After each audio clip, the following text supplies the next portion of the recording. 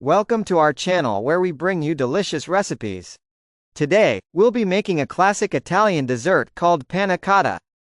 Panna cotta is a creamy, light, and silky dessert that's perfect for any occasion. To make panna cotta, you will need heavy cream, sugar, and gelatin.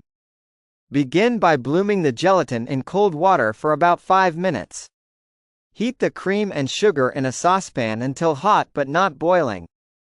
Add the bloomed gelatin to the hot cream mixture and stir until fully dissolved.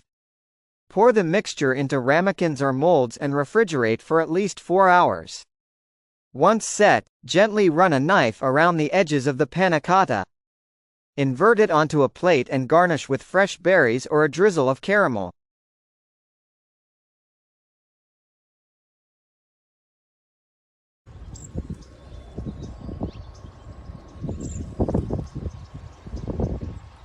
Thank you for watching.